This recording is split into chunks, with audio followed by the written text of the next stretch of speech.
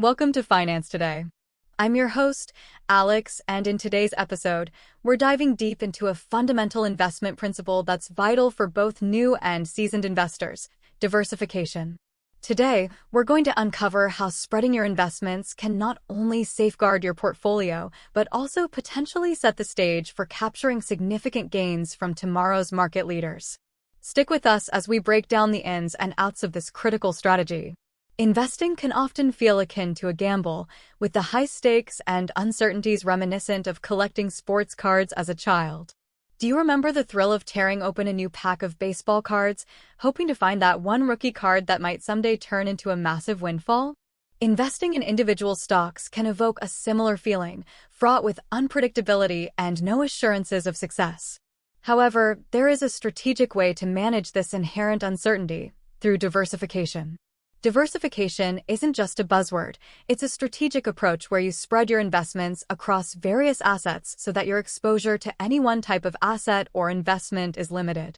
This strategy can significantly reduce the risk of one investment's poor performance severely impacting the overall health of your portfolio. Let's explore a bit of investment history to illustrate this point.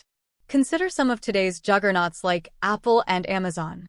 These companies, which are among the largest and most influential in today's market, were once merely parts of a much broader market index. While they have grown exponentially, other top stocks from just a decade ago have not performed as well or have even diminished in value. This dramatic shift underscores the critical importance of not just investing, but spreading your investments widely across different sectors and asset types. So, how does one effectively diversify their investment portfolio? The first step is to look towards broad-based index funds, or ETFs. These funds are designed to purchase a wide section of the market, thereby mimicking the performance of a market index rather than relying on the success or failure of individual stocks.